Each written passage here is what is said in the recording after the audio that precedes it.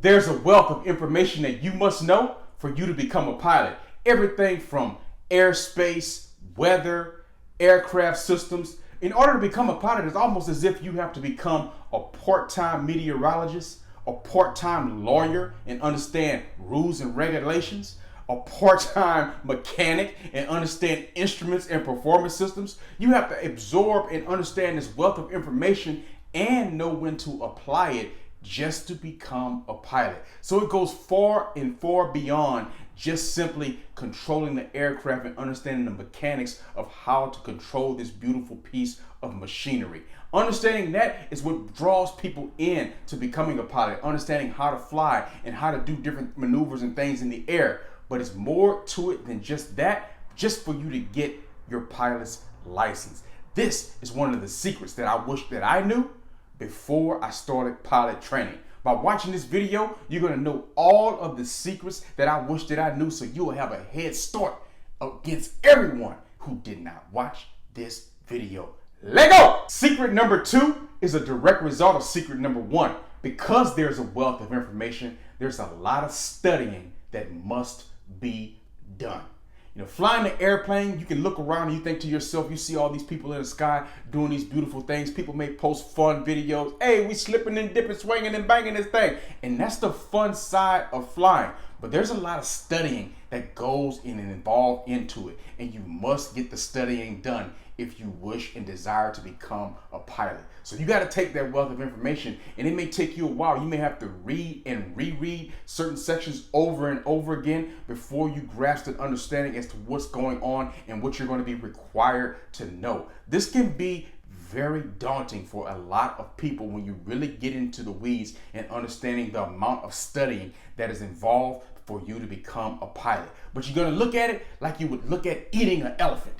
If you think to yourself, I never ate an elephant in life. But if you were to eat an elephant, it's so big, you're going to just eat it just one bite at a time. Just a little bit here and a little bit there and a little bit here. And if you take it all in that way, you will get it done. But if you look at this ocean of information that you have to understand and know, and you can easily become intimidated by it, and it can easily slow down your pilot training. You're not going to be asked to know all this stuff on day one, but as you progress through and as you get closer and closer to that check ride, these things are going to have to be known. So make sure you make time for studying. It's a lot of what you do outside of the aircraft that's going to dictate your pilot journey. Not just about your flying ability, not just about being able to control the aircraft, but a lot of the studying that must be done to grasp all the concepts in the various areas that you must be knowledgeable about for you to become a pilot. Secret numero tres, number 3, do not buy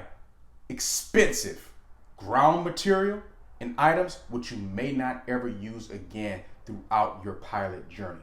You're going to have to buy a lot of different pieces of equipment, a lot of different ground materials that you may be interested in to help you get through ground. There's a variety of different products and services out there. Just do your research and make sure you're making a wise purchase and you're not just going out and buying the most expensive thing out there, thinking that just because it's the most expensive resource that it's going to get you through the journey faster or quicker. Because a lot of whether how fast and quick you get through this or how proficient you are and how great of a pilot you are has a lot to do with your just ability to absorb the information, not necessarily how fancy the material is packaged and given to you. So don't think that there's a secret kind of course or anything out there that, oh, if you buy this one, you're guaranteed to know all this information in less than 30 days or some old random kind of statement like that. So be careful about those things. Read your reviews, check in with your friends, do your research on the product, but don't feel a need that I have to buy the most expensive ground material that's out there. A lot of ground courses out there can help you. Watching videos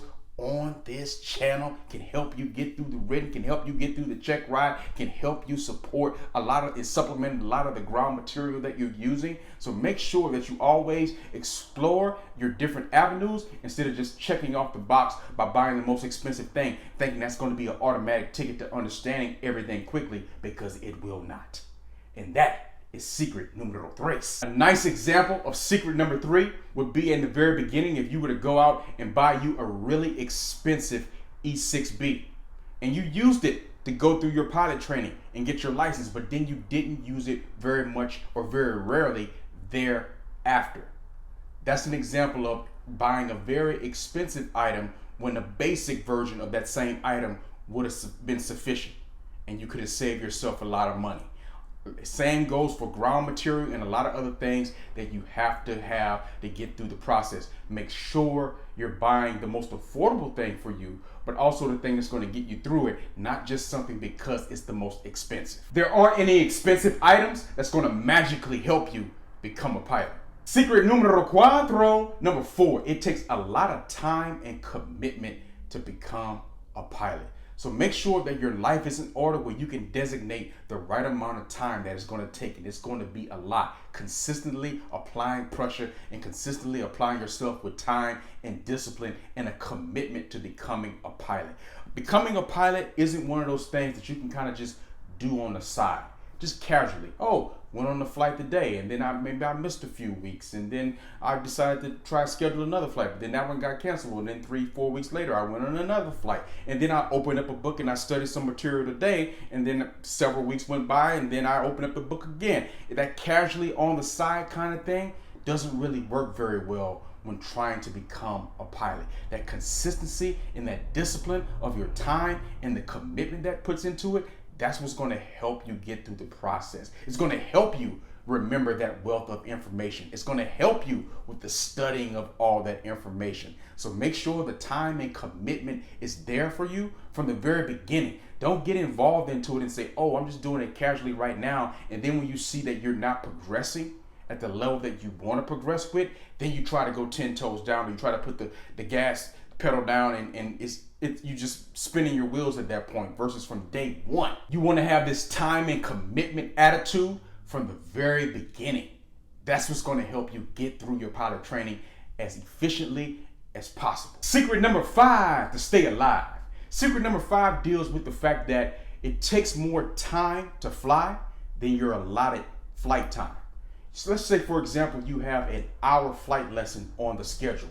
It's going to take you a lot more than just that hour for you to really get the thorough, kind of comprehensive review of that flight. So don't think to yourself going into it, all I have to do is block off an hour. Hey, at lunch, you can just go swing by and knock it out. It isn't going to work that way. You're going to have to do a lot of things before the flight, like your ground, like your pre-flight. You're going to have in-flight planning. You're going to have to do things after the flight in terms of your debrief. So it's going to take a lot longer than just that 1 hour flight or 2 hour flight time that you may actually have the plane for. So you always want to plan for this. Whenever you're looking at a flight, those extra hours, the time before and the time after the flight, so you can really understand and really not only create good habits by always thoroughly and doing your pre-flight and don't feel rushed in that area, doing your ground and having a plan before you get into the sky.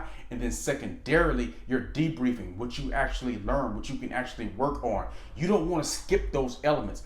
Those are some of the most important points. It's going to help you get through the process. So as you're planning out your schedule, block off that amount of time and not just thinking, well, oh, it's an hour flight lesson, I'm going to just block off an hour. That is secret number 5 to stay alive. Secret numero 6. Number 6, your instructor doesn't know everything. But this is a good thing that your instructor doesn't know everything, because nobody knows everything about anything. So always be aware, just because someone is a flight instructor and just because you enjoy having them as your instructor, obviously they don't know everything. But one good thing and one great test that you can always apply is the fact that if your instructor doesn't know something, they're not afraid to say they don't know it, and then they can just go easily look it up and relay that information to you. That is a very good sign that they just didn't make up something on the fly, that they had the integrity to actually say, wait a second, I don't remember that one. Let me look it up real quick. And they can look it up and then relay that information to you. But don't expect that just because someone's an instructor that they know everything that there is to know. Everyone is still in that learning process, and every time you get up into the sky, whether you got a gazillion hours or 1 hour, everyone is always learning as we go. So don't expect your instructor to know everything. Much like when you were in school, you didn't expect your teacher or your professor to know everything about whatever subject that they were speaking on. But of course, being able to look that information up and get you what you need is the most important thing. Hey, secret number 7. You can do your ground school and get you a certificate for you to actually go take your written test, all online. So explore your online ground courses. So you always want to do your research, and referring back to one of our earlier secrets, you don't just want to by default pick the most expensive one or pick the most popular one. Pick the one that fits your needs. Ask around. Maybe your friends have done something. Read the reviews on them. Find ones that are actually that have the layout and the delivery. That's what it's all about. The information in a lot of these ground schools obviously is the same because they're all trying to get you to the finish line, but the delivery may be vastly different. So you want to make sure the presentation and the delivery of the information is on par, not only to your standards, but also to applicable to how you actually absorb information and how you actually learn. You want everything to be part of your learning style, because the easier it is for you to learn, the easier it is for you to remember the information, and the easier your pilot training is going to be. So focus in when you're reviewing these ground schools on how is the information being delivered. Look for samples of what it looks like. What are you actually buying? Are there short little tests at the end to kind of help you remember? Does that help you out? Is it more video kind of focus? Is it more heavy on text? What is it doing? Those are the kinds of things you want to be aware of. Do you really get the sign off and the certificate at the end that you can take and go do your written test? But ground school can be done online, and that's one of the secrets you need to know. Secret number 8, numero ocho. You want to understand that flight training can be repetitive, and you have to mentally prepare yourself for this. It can be repetitive in a lot of different ways. Obviously, the ground can be repetitive. That's self-explanatory. You're going to be reading a lot of the same information over and over again until you make sure you have a thorough understanding of it. But flying can also be repetitive. You may be working on the same maneuvers over and over and over until you get it where it's a point where you feel that it's sufficient, not only for you, but your instructor is watching you do this and making sure that you have it up to code and up to a satisfactory kind of level. That can become very repetitive, and if you're not getting it right away, that can also be a valley where you get very frustrated. So you want to mentally prepare yourself for this. This isn't some one and done. Hey, you did a maneuver and then you move on to the next thing. You may be doing stuff over and over and over again. A lot of your flights may be, the flight plan may be the same, working on the same things in the same area over and over. Isn't that if you're jumping in the cockpit and one day you're going to flying to Japan, and the next week you're flying to Brazil, and the next week you're doing something else and you're checking out the sights and the scenery? It may be the same area doing the same things over and over and over again. Flying is fun, but it can be repetitive in certain areas. So you want to make sure you mentally prepare for that, and that doesn't overwhelm you in a way or make it discourage you or get you to be frustrated because you're doing the same things over and over again, and it's going to be required for you to do so until it's satisfactory. Secret number 9, you want to pick a reliable instructor. Just because someone is a good instructor doesn't mean that they're a reliable instructor, meaning they can fly very well. They may have great teaching abilities, but are they reliable? And certain things may make people unreliable depending on the time. You may catch someone where they have a lot going on in their life at that particular time. But if they're unreliable, if the fact that they may cancel on you quite often, or it's very difficult for you to schedule with them, that doesn't help you. So don't necessarily go for instance, you finding an instructor because you may have a next door neighbor or a family friend or one of your buddies or somebody like that who is a flight instructor, and they can help you along the way. But you also know, just based on where they are in their life, they can be unreliable. And who they are, they can be unreliable. That doesn't help you versus someone who maybe you don't know, who you have to go out and meet and form a new relationship and a new bond with, but they are very reliable. They do what they say they're going to do. They are where they say they're going to be at the time that they're going to be there, and you never get any cancellations, you never get any problems. You want a reliable instructor. On a scale of 1 to 10, to have an instructor who's, let's just say, in terms of talent and skill, is a 7 or 8, but in terms of reliability, they're a 10, that's going to serve you better than having an instructor who's, in terms of ability, they're a 10, but reliability, they're more like a 3 or 4. That's not going to help you, and it's going to cause you a lot of problems. And that brings us to secret number 10. Make sure that you have access to reliable airplanes. It's one thing to have a reliable instructor, but if you have no plane, what are you going to do except for a bunch of ground all the time because you don't have an aircraft? You want to make sure you have access to a reliable aircraft that are up to code, that are airworthy, that are up to par, that the maintenance is frequently done on them, and they're in good shape. Never take for granted this major aspect of pilot training, having access to reliable aircraft. You want to make sure that you have this however you decide to go, whether you decide to go Part 141, Part 61. If you want to review on the differences between those two, there's a video on this page, link at the end of the video. Where them links be at? But whatever route you take, you want to make sure you have access to reliable aircraft. This is going to be a major part of your journey. It's nothing worse than getting tied and invested into something, but then you find out the airplane or the airplanes that you have access to is always a maintenance issue, or something's always broken, or they're always down for any one particular reason or the other. Versus, there's reliable mechanics that keep the planes up and running, and they're very reliable, and they're going to be airworthy and ready to go at a moment's notice. That gives you a reassurance as you're scheduling your flight. Secret number 11 of the things I wish I knew before I started pilot training: you want to overestimate the cost of what it takes to become a pilot. When you do your research and you look at things, don't just calculate the amount of hours it takes to become a pilot. Look even further and deeper into that and think about what is the national average. Then also too, be very honest with yourself. You know your own learning ability, what kind of student you are and what kind of student you're going to be. You maybe need to calculate more hours for that as well. But always overestimate the cost. If you stash enough money aside to the point where you've overestimated the cost, you'll never have to worry about, one, running out of money, and then two, if you do finish and you have all this money still left, that's good. Go treat yourself to something. You just became a pilot, baby. Hey, secret number 12, you get two parts. Part A, you want to make sure you get your medical first before you do pretty much anything else. And number 2, part B of this, you want to make sure you don't disqualify yourself, that you go to an aviation doctor and allow them to give you an exam to see if you can get the medical clearance that you're looking for. And what I mean by part A and B is, one, you don't want to get through this entire process and then discover that there's a significant medical issue that you could have took care of in the very beginning, and it could have saved you a lot of time, a lot of money, a lot of resources. You don't want to waste your own time or anybody else's. So get your medical as soon as possible. After you finish your discovery flight and you think to yourself, this is something that I want to do, I want to continue to go forward, before you do anything else, go get a medical clearance and see, will you be medically cleared to even become a pilot? That's number 1. And then the second part of that part B we were talking about, don't disqualify yourself.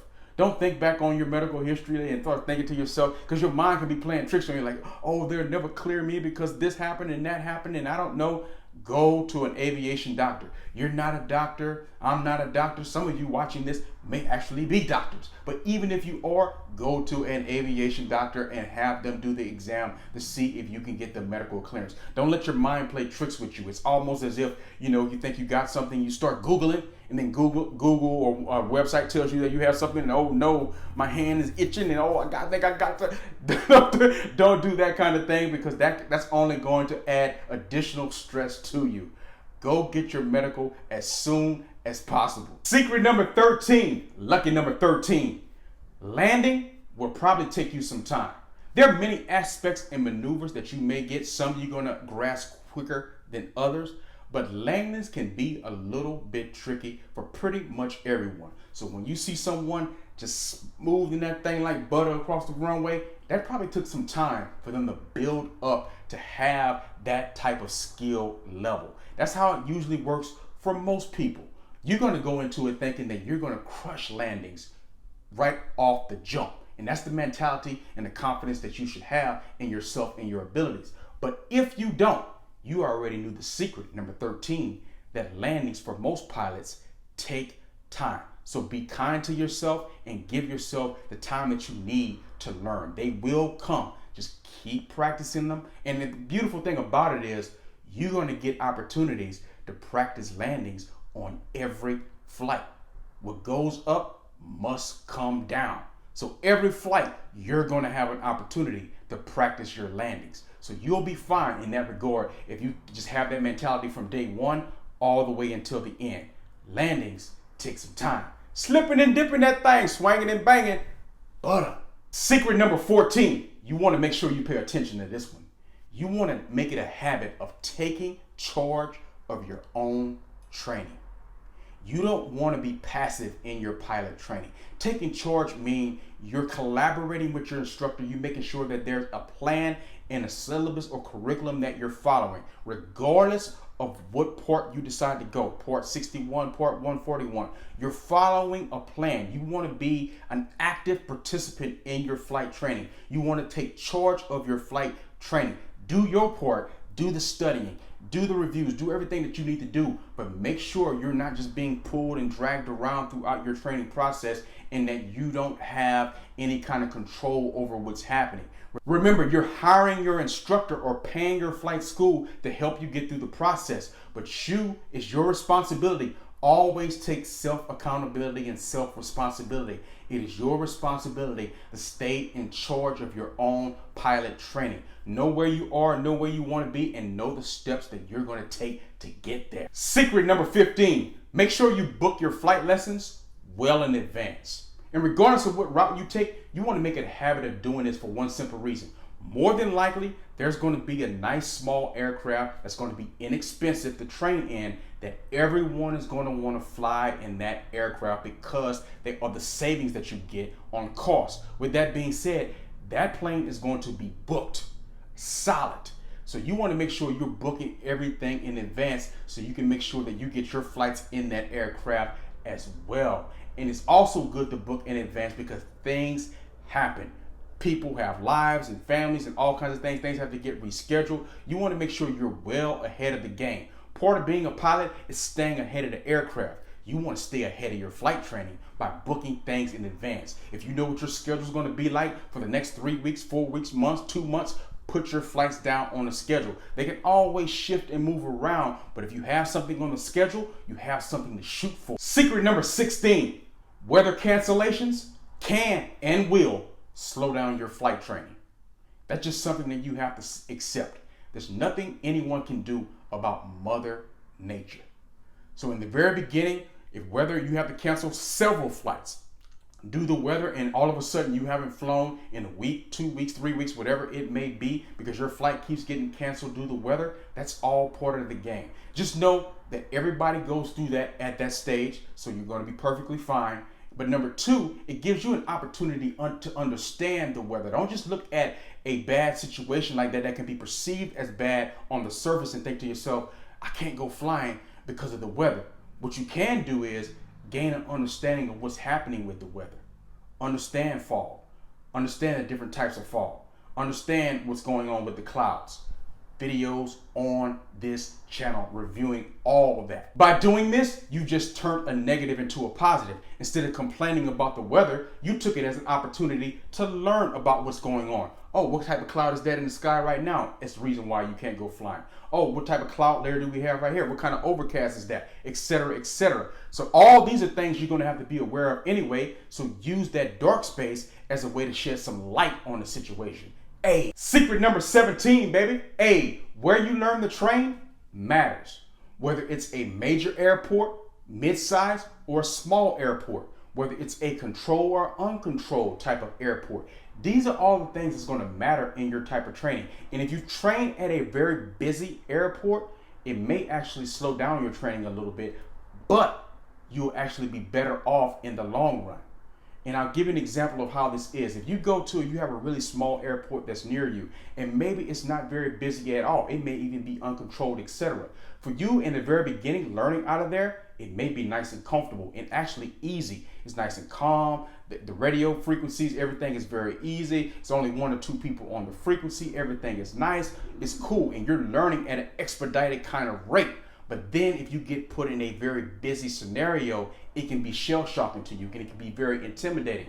Versus you flip that. somebody who from the day one, the first time they ever got on comms, it was just people just zoom, zoom, zoom, zoom, zoom, all over the place, talking about all kinds of stuff. Southwest flying here, United flying here, you're trying to fly general aviation, all kinds of things just happening. It could be very intimidating from the very beginning, but if all of your training is like that, then you get accustomed to that very quickly. It's almost as if you hang around a lot of friends or family members and they talk really fast and everyone's talking really fast. When someone new comes around in the very beginning, like just say you bring one of your homies around, they may not be able to understand all the quick talking at first, but the more they hang around it, they're laughing and joking and hanging around everyone and being able to chime in and joke themselves simply because they've gotten used to it. That's how it is. If on day one it may seem that way in that busy airport, like how am I ever going to get comfortable here?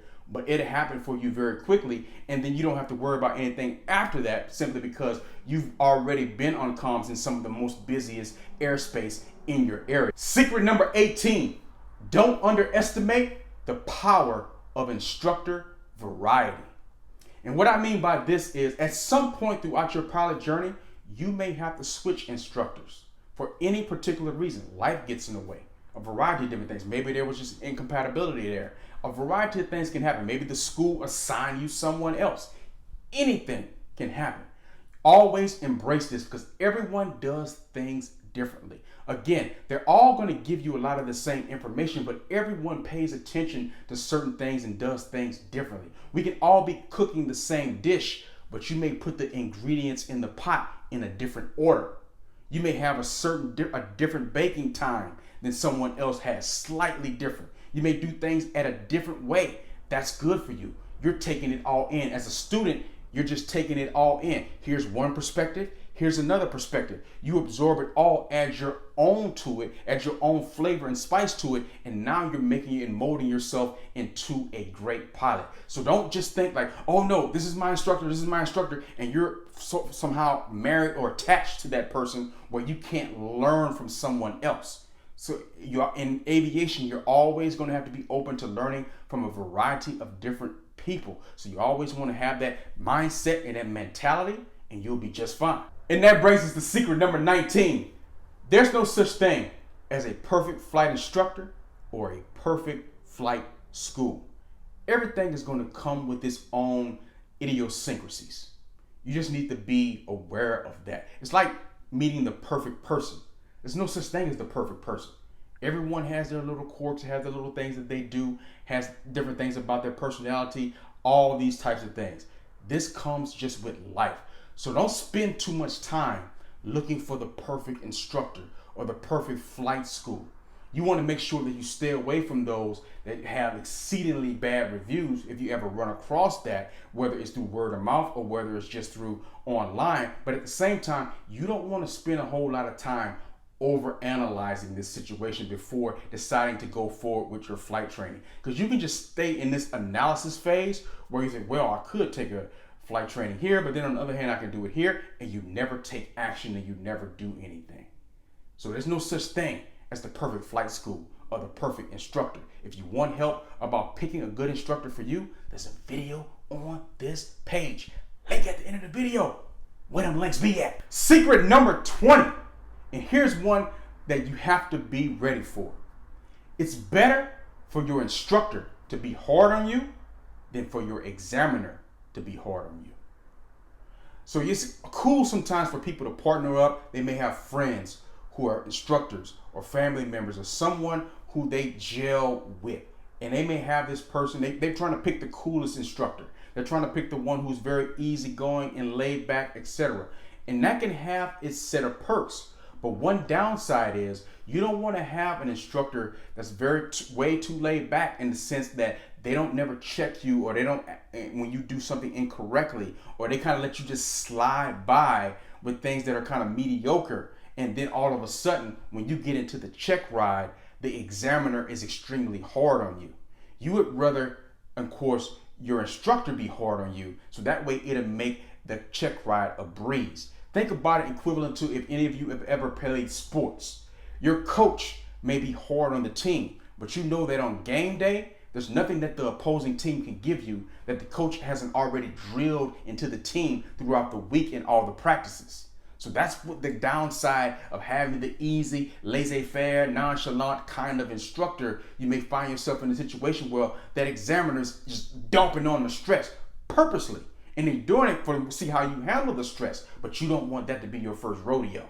You want to already have been around the block when it comes to dealing with stress. So even if you have an instructor who's kind of cool, maybe you can even chime in on them if you feel that, hey, don't let me just slide by with stuff. Be on top, make me be on top of my game in every aspect. So that way, when I do meet up with the examiner in the check ride, it's a breeze. What you talking is just this light work compared to what I had to go through with my instructor. Hey, secret number 21, full grown at the age of 21. The secret is just this simple. There are a lot of scholarships, grants, and monies that may be available to you that can help you in your pilot journey. Google, do your research, check in with your local flying clubs. You don't want to leave any money on the tables, particularly if it's free money.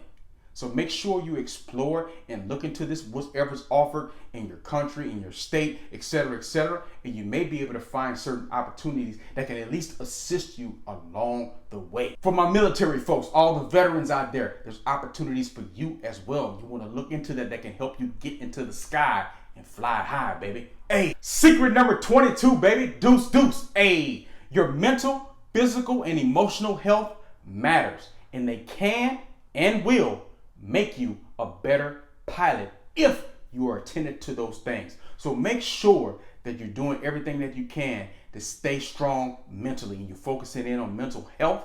Make sure you're also staying strong in the physical as well, because that's going to help you get through the rigor and all the late night studying and everything that it requires of you, and then your emotional state also as well. Try to always remain calm at all times. You can think about that one little skill, and I'm sure you pretty much heard this repeatedly in life, that remaining calm in stressful situations is a virtue, and it very much is. And just think about how that can keep you alive in the sky with not panicking and not getting beside yourself in stressful situations. Your emotional health, your mental and physical health, it matters. And these are the qualities that can make you a better pilot. 22 secrets that I wish that I knew before I started pilot training. Subscribe to this channel.